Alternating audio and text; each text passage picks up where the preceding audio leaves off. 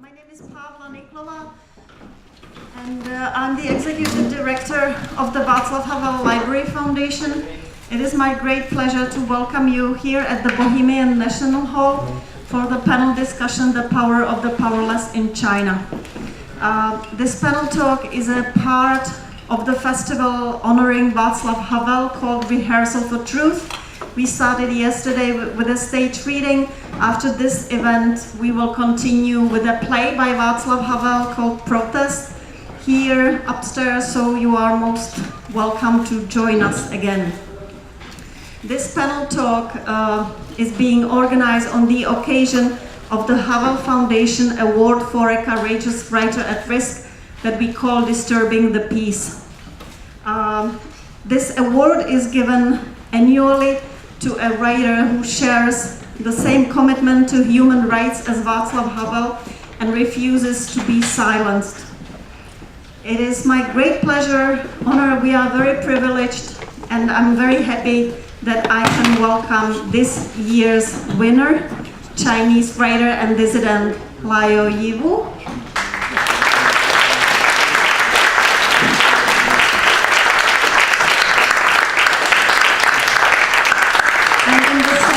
We are very happy and privileged that we can welcome another writer that has been shortlisted for the same award for 3 past years, the Chinese writer Liao.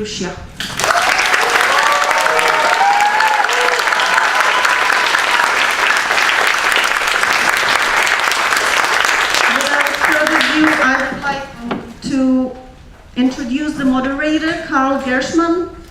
And literally, without him, this panel couldn't be happening right now. Big thank you, Carl. And also thank you to the National Endowment for Democracy, who is co-sponsoring this event. Thank you very much. Mr. Gershman is president of the National Endowment for Democracy, a private, congressionally supported grant-making institution with the mission to strengthen democratic institutions around the world through non-governmental efforts. In addition to presiding over the endowment's grants program in Africa, Asia, the Middle East, Eastern Europe, he has overseen the creation of the Quarterly Journal of Democracy, International Forum for Democratic Studies, and the Center for International Media Assistance. Mr. Gershman is encouraging other democracies to establish their own foundations devoted to the promotion of democratic institutions in the world. He also works with Forum 2000, established by Václav Havel in Prague, a conference and platform for world leaders to meet and discuss the most pressing political and social issues challenging democratic societies. Thank you very much for coming. Carl, the floor is yours. Thank you, Pavla, and thank you for everything you've done to organize this event and the dinner tomorrow night, which I just think is terribly important. You know, this is a very thrilling and emotional moment for all of us. This is an extraordinary moment. You don't even know how extraordinary it is because you don't know the trouble they had, that Liao had, and Yiwu's wife had in getting here. I won't even go into it, but it's a miracle that they're here, and we're all thrilled, not only because they're here, but the fact that we're able to overcome a lot of difficulties in getting them here. I want to introduce the 3 people who are with us tonight, and we were talking before, and then we're going to maybe have some introductory words from Liao, who wants to say something about Liao and Havel. But before we do that, I just want to talk about the 3 people we have with us today. Yiwu is getting the Havel Award tomorrow, a writer's award. But in some ways, he's different from Havel. Havel was a playwright and an essayist, while Liao Yiwu is an incomparable storyteller. And he's painstakingly interviewed hundreds of Chinese men and women, most of them drawn from what he calls the bottom rung of Chinese society. A nun who's 100 years old, an abbot of an ancient Buddhist temple who survived the horrors of Maoism when they tried to destroy religion. a professional mourner, a father of a murdered student at Tiananmen Square, a manager of public toilets. I mean, he's conducted over 300 of these interviews, and many, many more, all of whom, defy the Chinese regime's humanly barren version of history and society. And we'll learn more about him, but I really call your attention to his extraordinary books, The Corpse Walker and God is Red, and there are many others, but they're just extraordinary. And we'll have a chance to talk more with him about the meaning of these stories, but I want to also say how extraordinarily deeply honored we are to have Yiwu's old and very dear friend with us this evening, Liao, who is, of course, the widow of the Nobel laureate Liu Xiaobo, who was freed after 8 years of house arrest last July and allowed to leave China and join Yiwu in Germany, the result of his persistent lobbying for her freedom and pressure from our Congress and from human rights organizations all around the world. It's really hard for me to find the words to express how much she graces us with her presence here this evening, and I want to just let her know, we're just so happy to have you with us. And finally, I want to introduce Andy Nathan, who likes to say that he wears 2 hats when it comes to China. His Uptown Columbia hat as one of our country's leading China scholars, and his downtown human rights hat as the former chairman of the board of human rights in China and advisor to Human Rights Watch and many other organizations defending human rights in China. And he's also a board member of the National Endowment for Democracy. And I think, as many people know, he's the author of many, many books, including he's co-editor with Perry Link of the Tiananmen Papers. Before we start, and I wanted to ask Liao Yiwu some questions about his writing, Liu Xiao wanted to say something to introduce this event about her extraordinary late husband, who I told her before, is not only an inspiration to so many of us, but somebody who I've said repeatedly, in my view, was the most eloquent voice for democracy and human rights anywhere in the world during this century so far. And I'd like to ask her to say a few words of introduction. 其实关于小波，我觉得我到现在我还不知道说什么，但是我在这可以讲一个，就是在小波最后的日子里，我曾经给他讲了09年，就是卡夫卡办公室曾经给我发来了8个关于刘晓波的问题。Oh, before I do the translation, I just let you know I know a lot of people here are bilingual. I just flew in from London. If the jet lags, my mind goes blank, and please, Professor Nathan, help me. But anyway, so as for what I'm just translating, as for Liu Xiaobo, even until today, I don't know what to say, but I'm going to tell you something. When he was in jail, and I got a message from the Kafka office in Prague, and they had 8 questions for Liu Xiaobo. 我记得其中有一个问题就是问我说，会不会有一天刘晓波就是又回到公共视野之后，会不会一呼百应？我当时我跟小波说，你猜我怎么回答？我说的，我感觉不到，我觉得我也看不到。我说我就这样回答的。小波听了以后就笑了。One of the questions they asked that if someday the Liu Xiaobo could return to the public eye and whether he has the power to rally the public. And I told Xiaobo that I don't think I can see that day to come. And then Liu Xiaobo smiled, laughed.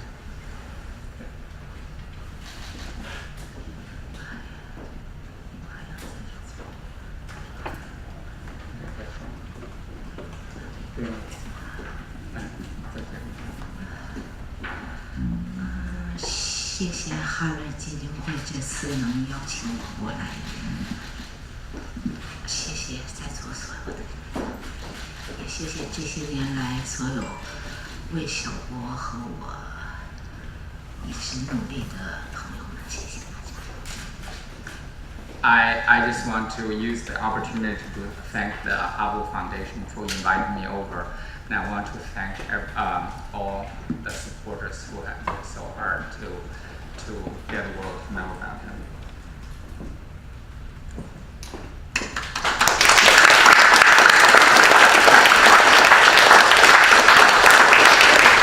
Our translator this evening, Wen Guang, is the translator of the two books I mentioned before, and we're just really thrilled and delighted to have him with us as well.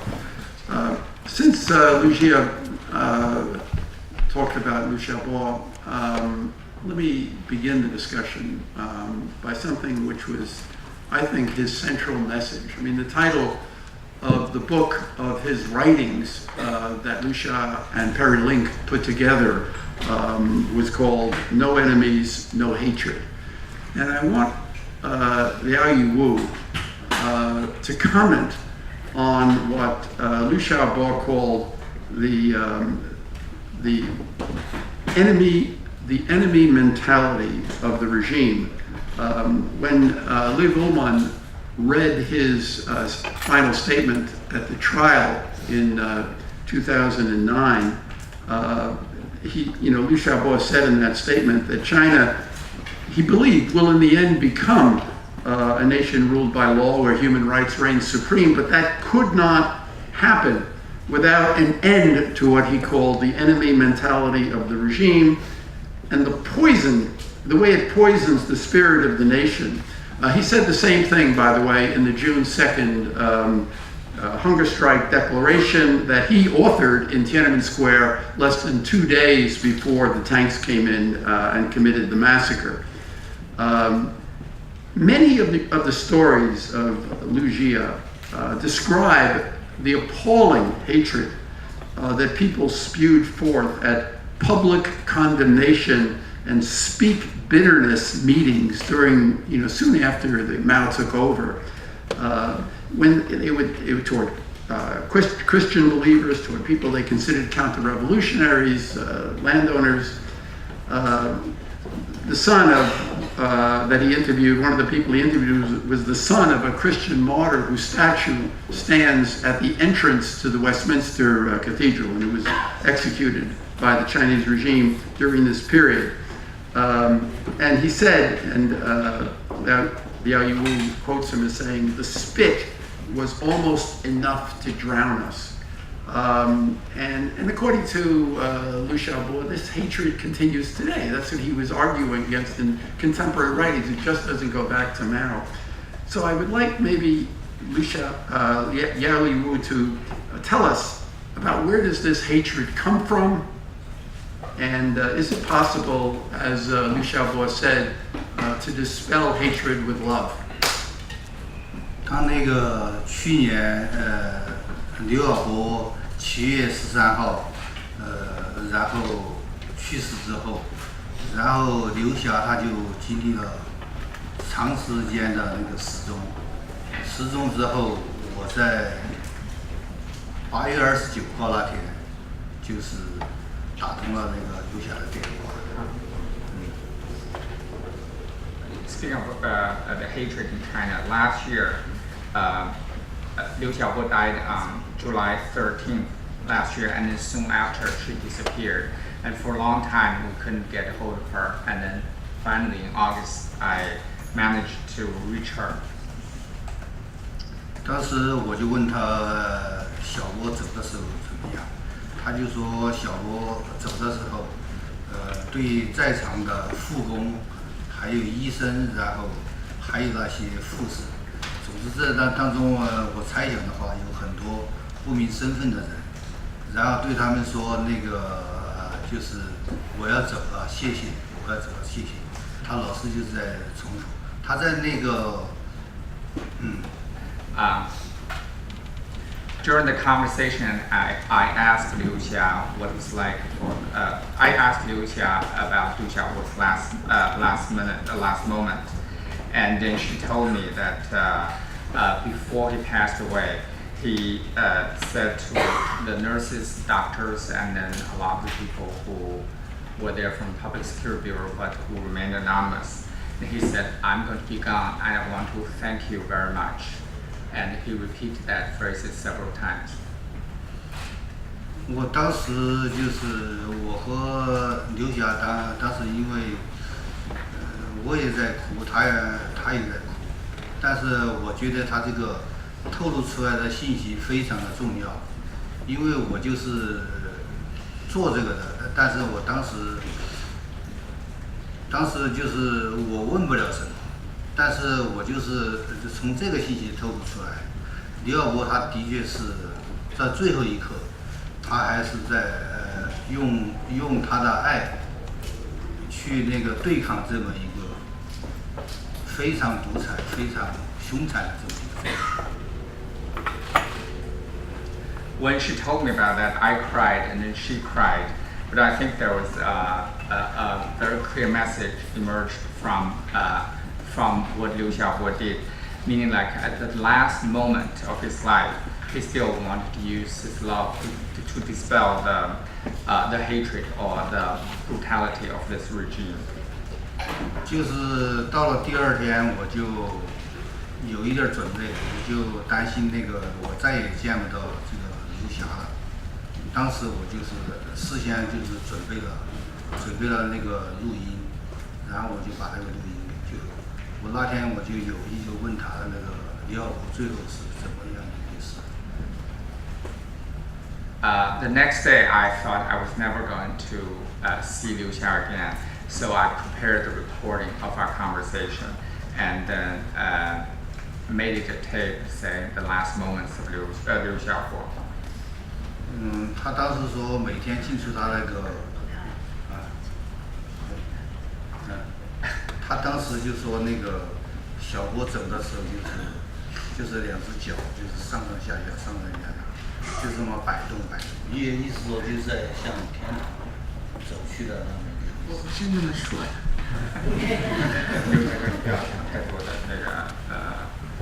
Liu Xia doesn't want Liao to talk too much about Liu Xiaobo.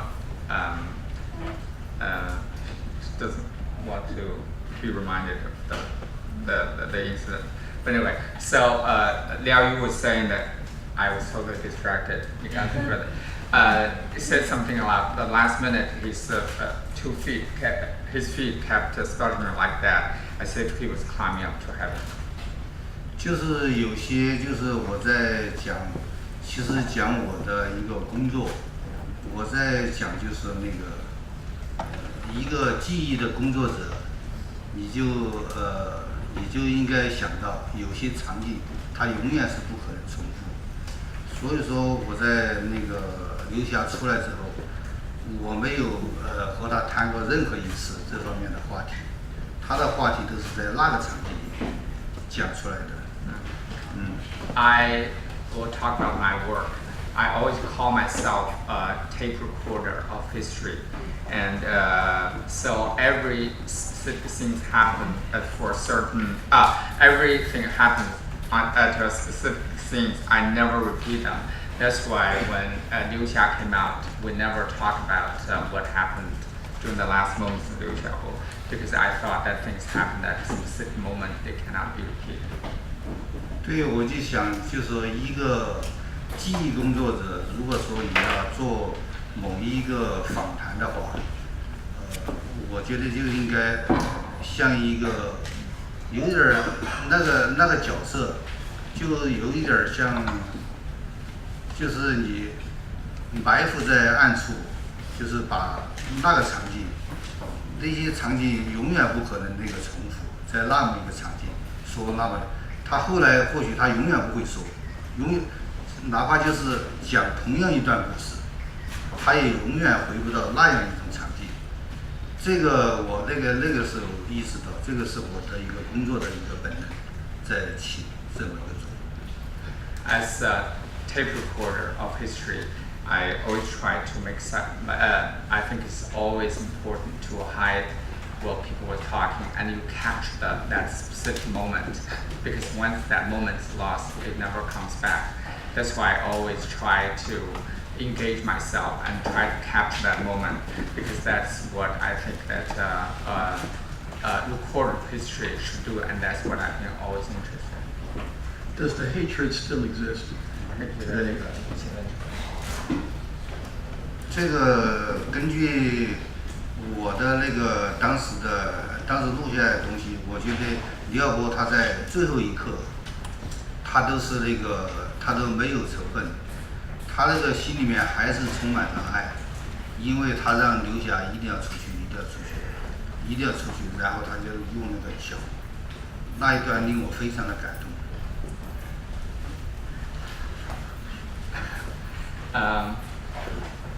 I got distracted there too. He said even during the last Liu Xiaobo's last moment, he never had harbored any hatred. Even I was telling you about his speech, it shows that he was just full of love. That's why I was distracted. He wanted Liu Xia to leave. Right. He wanted Liu Xia to leave China, but he never had any hatred. But the regime uses what Liu Xiaobo called making people hate. They use it. They're whipping up nationalism and class hatred of the West. Does it work? Does it work? Are they succeeding or are they failing?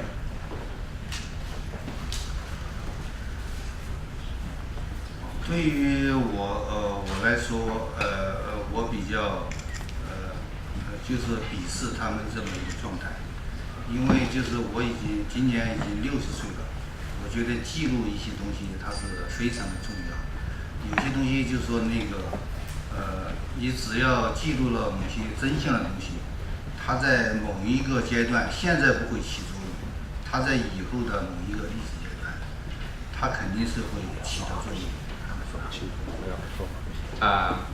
I despise such a practice. That's why I think it's important to record what I'm seeing in the historical moments. I think that even though some people may think it's not important now, but at a certain point, people will realize it's important.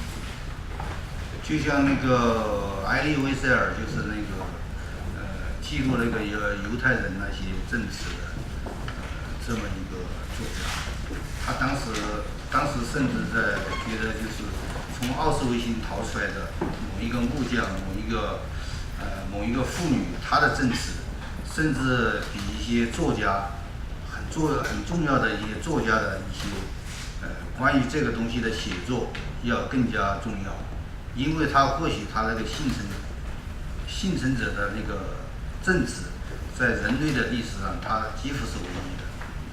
It's just like he used the name of an example of a Jewish writer, which I don't know, which is like the Jewish writer who recorded the lives of those who survived Auschwitz and all the concentration camps.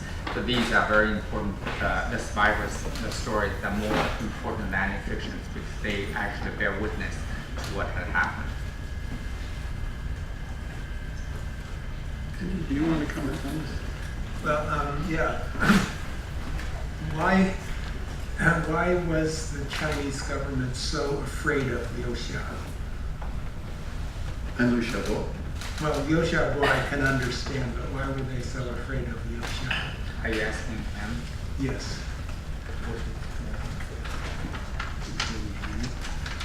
这个中国政权为什么那么怕Liu Xia？我是爱因摩西啊，倒数一次。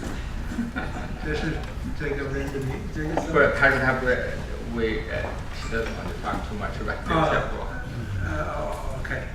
She doesn't want to talk too much. All right, I have another question. But also, I want you to ask, but also comment on this whole phenomenon of this I think enemy you were- mentality of the regime. Yeah, you were asking about the enemy, but I mean, I agree but I think my opinion is not as worthwhile right now, but I certainly agree that the regime is succeeding in using that enemy mentality.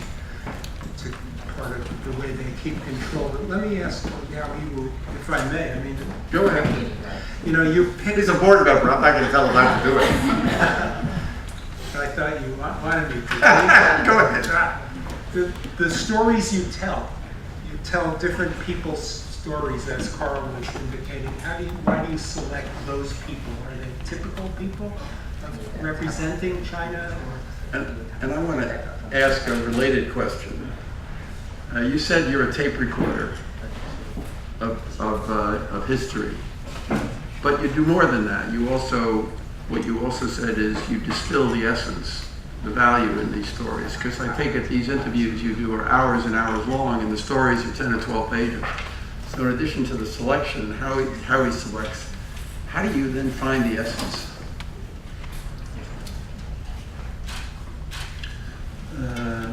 其实我采访的许多人，他们那个都是可能这一生接受的唯一的一次这个采访。 The many people I've interviewed, probably that was the only interview they have received throughout their life.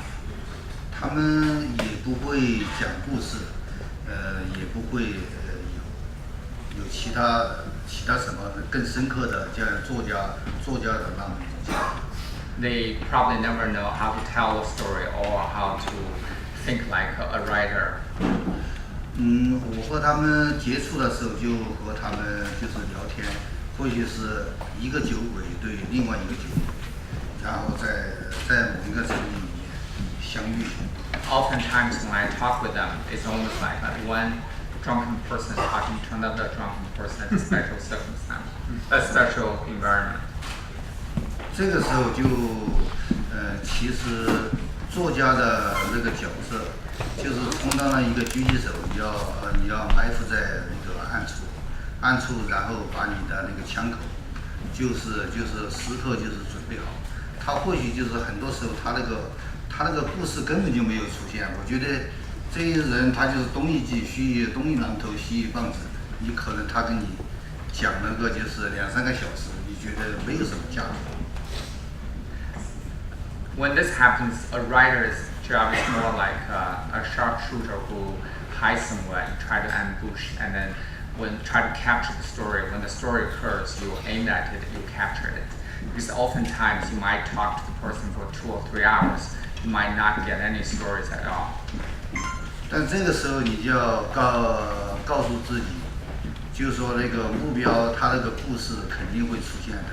然后他在整个这个访谈当中，可能就是有个几分钟，他讲了他人生的某一个精彩，或者说他不认为精彩，作家认为精彩的一些地方。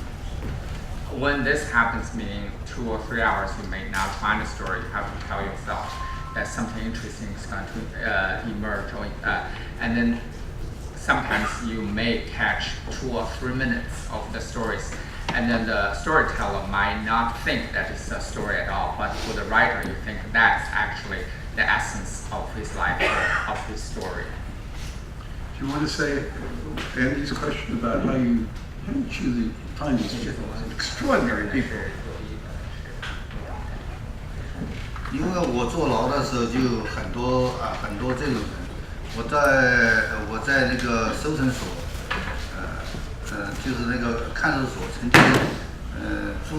曾经睡在2个死刑犯之间，一个就是把他老婆杀了，然后砍成很多块儿，冻在那个冰箱里面，然后一块一块吃掉。然后我这边就住了一个从监狱里面逃跑的。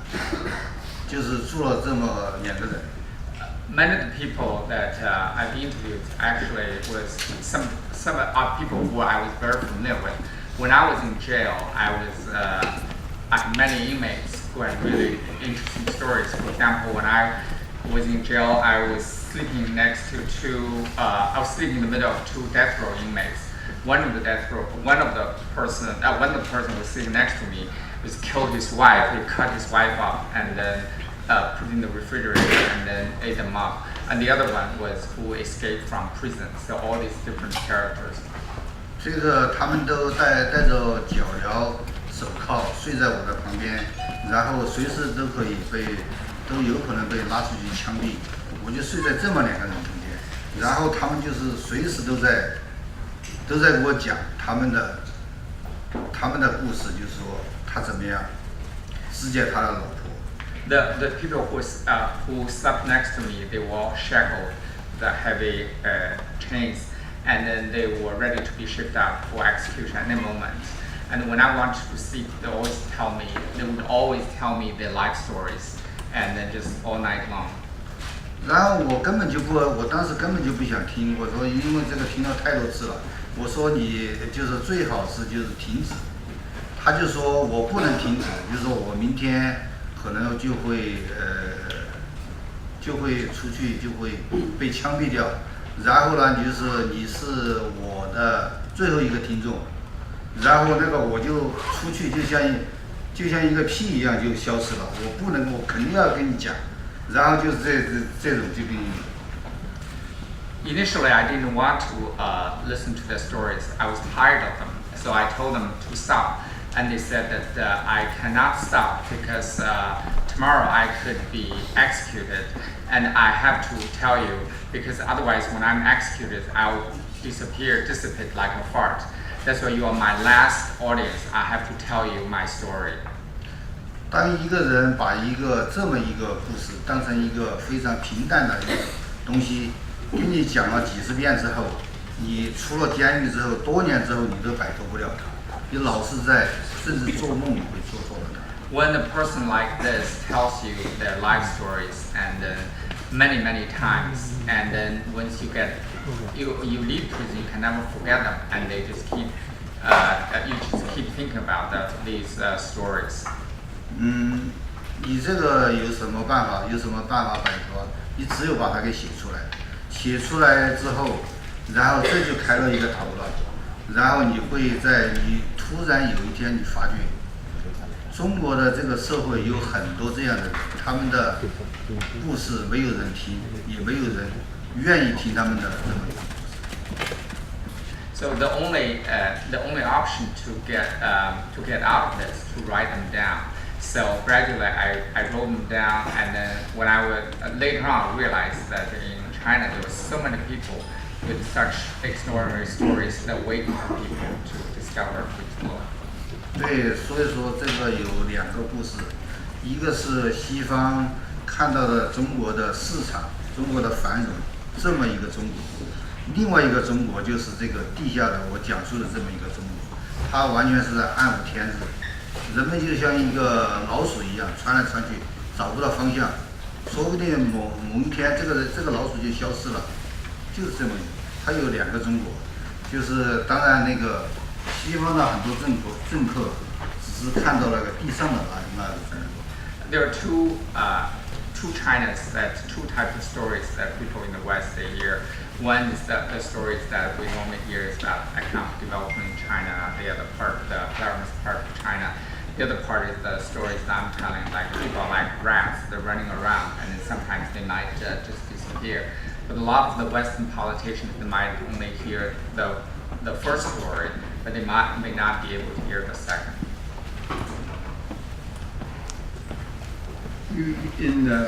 In God is Red, I remember one part of the book you were talking about some of the house church Christians that you were interviewing. And I remember you said they are true storytellers. Compared to them, I'm just a mere scribbler. Could you sort of talk about these people that you have connected with and, their spirit, what they mean? What's your question? The question is to talk about these people that he interviewed who were the true storytellers compared to himself.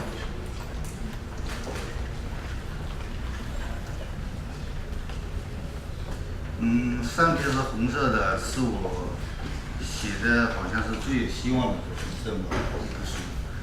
其中当然有一个叫王志民，王志民现在他的塑像是在那个西敏寺，上个世纪10个圣徒，其中有一个圣徒就是王志民。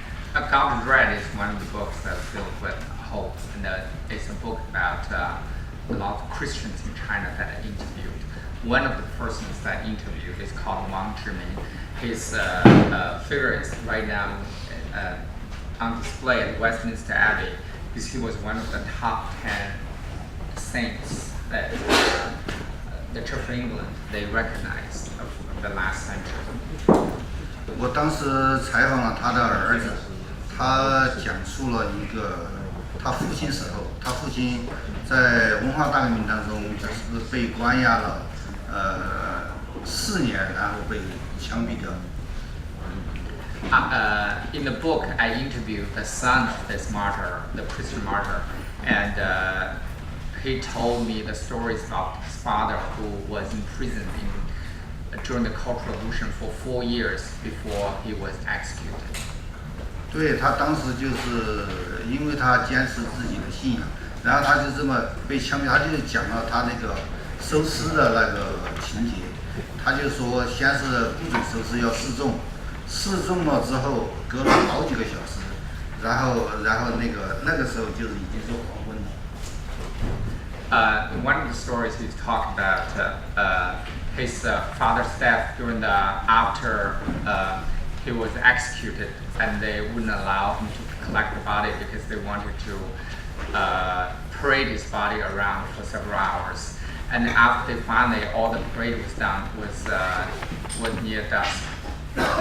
他们这个时候允许他们收尸，他们然后把这个王志民的那个尸体抬在一个马车上面，然后把他那个脸上和身上的血迹，然后给他擦干净，然后就是用一个马车，然后往枪毙的现场，往他的村子里面走。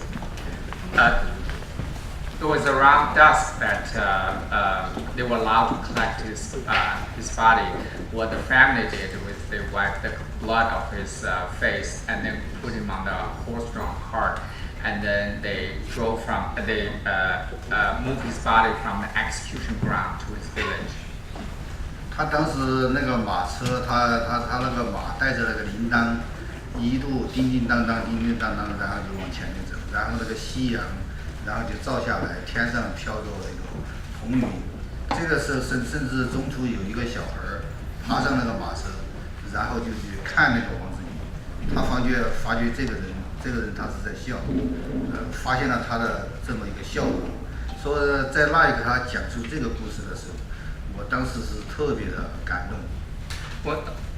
During the conversation, he told the story about when they moved the body from the execution ground to the village. And it was nearly dusk, and then the cloud, it was the red clouds appeared in the horizon, and then as they were moving, and then a child climbed onto the horse-drawn cart, and then tried to touch the body, and then saw that Wang Zhimin was smiling. So when I heard this part of the story, I was deeply touched. 所以这个是那一刻我非常的震撼。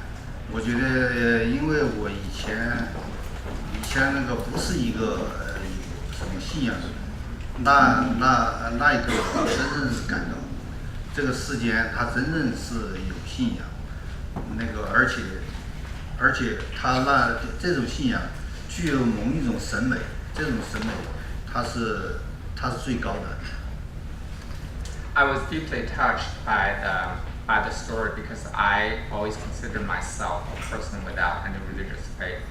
When I saw that, I could see the miracles of faith, and I realized that this kind of faith has a lot of aesthetic value. 所以说我联想到现在的那个罗马教皇要和中国签什么协议，然后怎么样，然后他明明知道中国的存在着这么一个。就是要打压这个信仰，甚至就是迫害这个家庭教会，然后迫害这些地下天主教徒的这么一个情况，还要去签这个，最起码其他我不敢评价。我觉得这个教皇他是缺乏审美的，他没有受过审美的训练。That reminds me of the news I've read about Vatican trying to sign a treaty with China. I just think that given the fact that the underground churches are so badly persecuted and so many people died of persecution, so the fact that we sign a treaty like that shows that the Pope doesn't have any aesthetic values. He doesn't appreciate the aesthetics of the Chinese underground churches. I cannot comment on this, but as far as writing is concerned, I just think he lacks the basic aesthetics. 对，这个很糟糕。作为一个神职人员，他是一个现实主义者，这是最糟糕的。I think for a religious person who is so realistic and practical, it's a horrible thing. And you had a beautiful story about one of these believers went to the Vatican and was actually questioned by someone to see if he was really, this is during Pope John Paul II. And when they realized that this believer was a true believer, they welcomed him in, and then he met with Pope John Paul II. You remember that story? Do you want to say a word about that? 对张刚英的故事，他就说，他本来他是民国那个时候，就是共产党即将那个就是占领中国，他那个时候他是在梵蒂冈，他本来就是可以留在一个自由的世界，但是那个时候他为了上帝，然后他回去了，后来的经历，大家都能够想象得到，他做了20多年。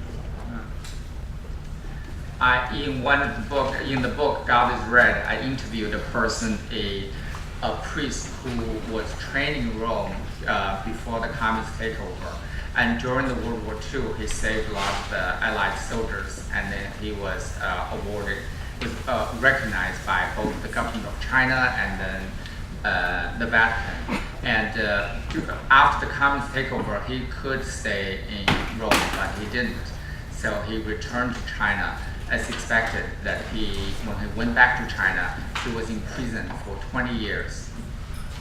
后来那个他释放出来，刚好是邓小平那个上台，他是可以有一些可以有一些宗教这个时候他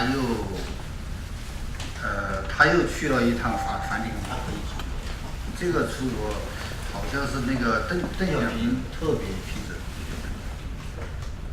1978, when Deng Xiaoping came to power, after Mao died and Deng Xiaoping came to power, and then China allowed certain freedom of religion. And then Zhang Gangyi, the priest, the story that I featured, he was released and he was allowed to leave China. And then before he left China, he actually secured the permission he got the permission from Deng Xiaoping, who personally authorized his departure. 他后来就说有一个教皇身边的这么一个神父，就是为了考验这个人，因为他在毛泽东时代已经待了很长的时间，认为他被洗脑，就说一些中国有进步啊，然后虽然经历了毛泽东时代，现在到底有进步了，然后当时听到后来。张刚英实在是听不下去了，他就问了一声：“难道教宗是这样说的吗？”那个人说：“教宗是的，教宗这么说。” So when he finally arrived in Vatican, and then several officials, they didn't know whether he had been brainwashed or not. So one of the Pope's assistants went to see him, and they asked him lots of questions to test him.